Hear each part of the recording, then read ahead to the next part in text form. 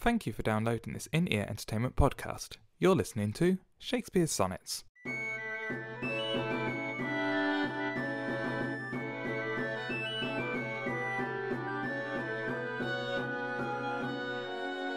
Sonnet 17. Who will believe my verse in time to come, if it were filled with your most high deserts? Though yet heaven knows it is but a tomb which hides your life and shows not half your parts. If I could write the beauty of your eyes, and in fresh numbers number all your graces, the age to come would say this poet lies. Such heavenly touches ne'er touched earthly faces. So should my papers, yellowed with their age, be scorned like old men of less truth than tongue, and your true rights be termed a poet's rage and stretched metre of an antique song? But were some child of yours alive that time, you should live twice, in it and in my rhyme. That was Sonnet 17 from Shakespeare's Sonnets. I'm Mark Chatterley, and I'm joined by... I'm going to give him adjectives. Wonderful, talented, and genius... You forgot handsome, but that's handsome. Okay. Thierry Heles. Thierry Heles. We're slowly working our way through the Procreation Sonnets, which of this is the last one, if I'm correct. This is the last one of the Procreation Sonnets, yes. Which is quite exciting, if you ask me. We have finally made it through the 17 sonnets, yeah. It's good.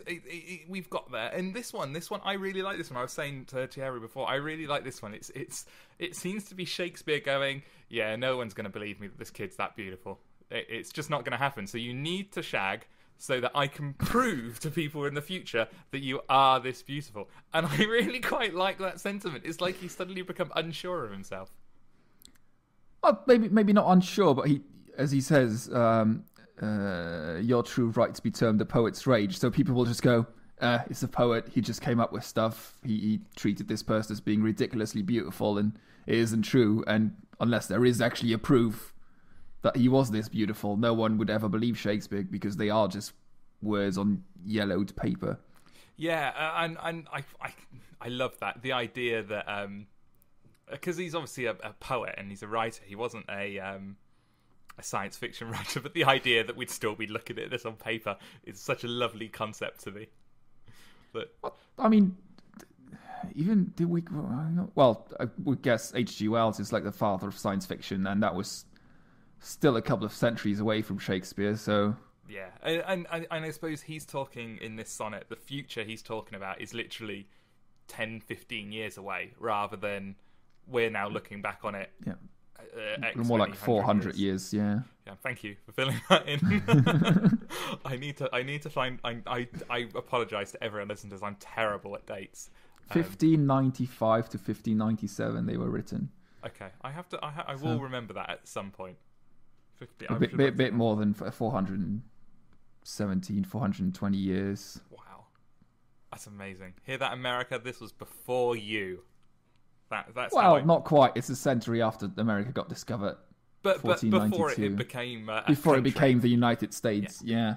Exactly that. I went on a tour, a quick tour when I was in San Francisco, and they took me up into wine country. And this is the oldest building we've got, and it was from like 20 years after the Civil War. And I'm like, that's not actually hugely old at all. It's really interesting. I love it. Yeah. But anyway, back to this poem. I really like this sonnet.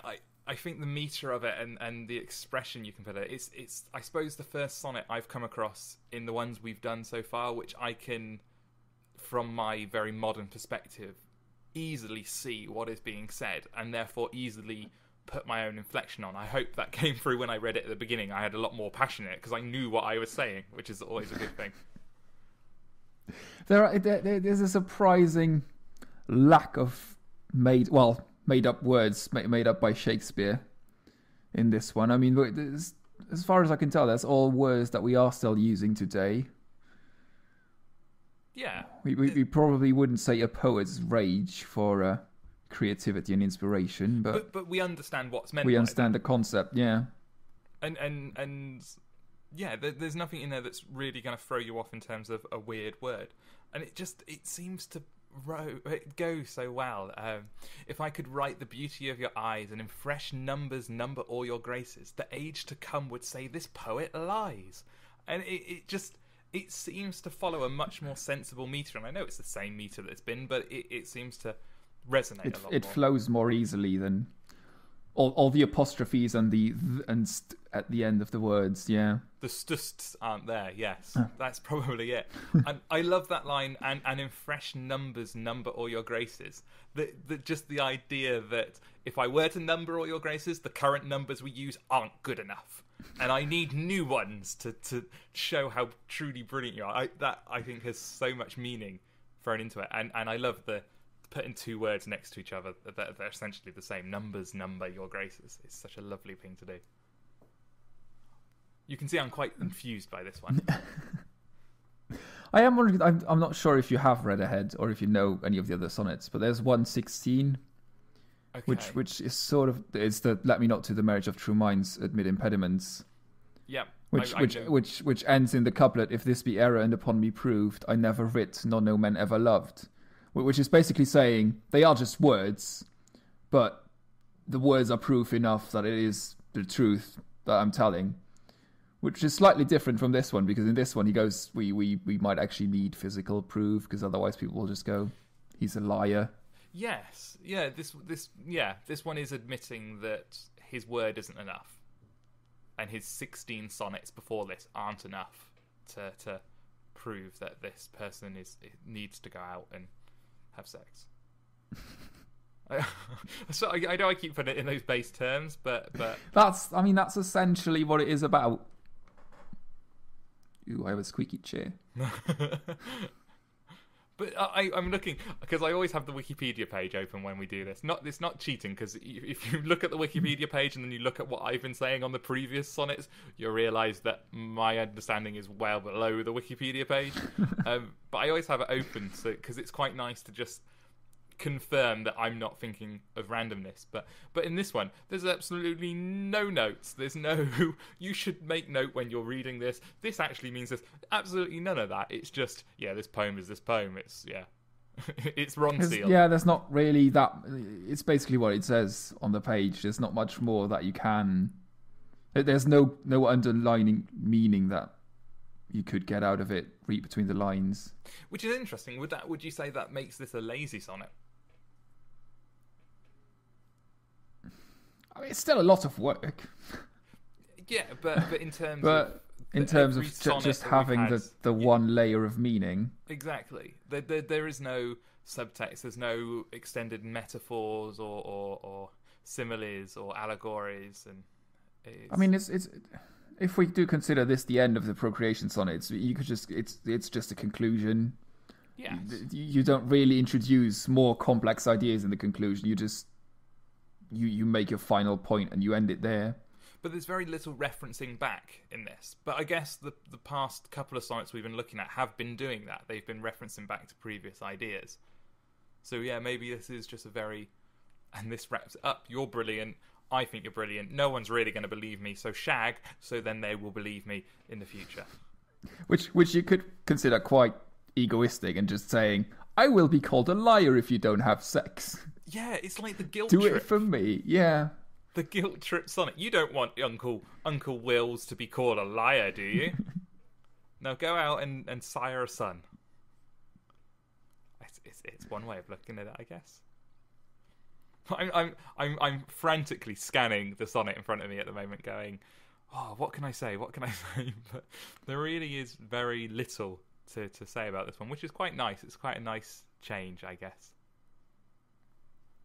He's got some quite nice images in there. Old men of less truth than tongue, which for some reason just make me think of all the old people standing in the bar by Wetherspoons, telling their life stories, and you just go, I'm not quite sure if that's real, but it's a Wetherspoons, and the people, maybe it is the truth.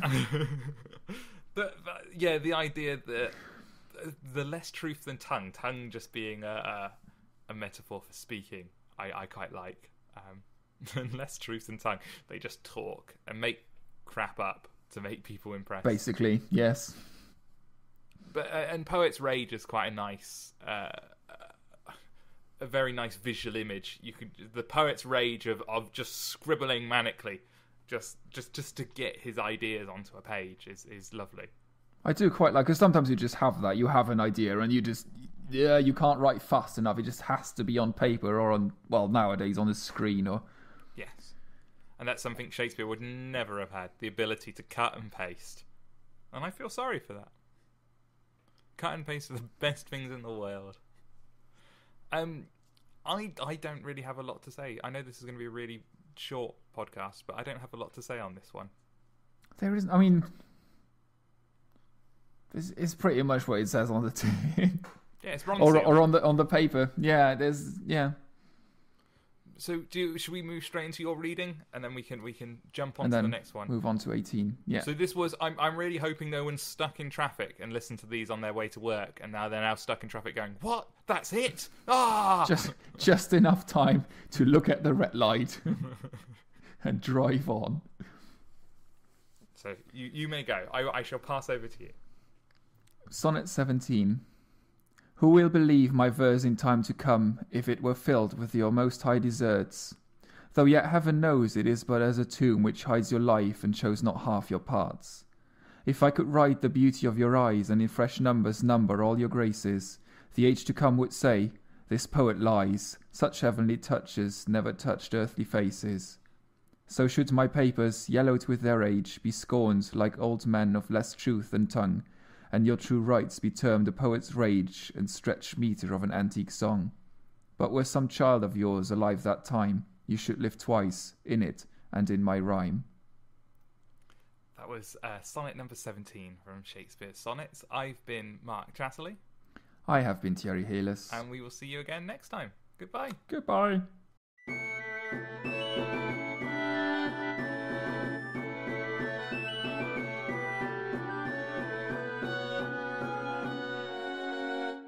You've been listening to Shakespeare's Sonnets with Mark Chatterley and Thierry Heles.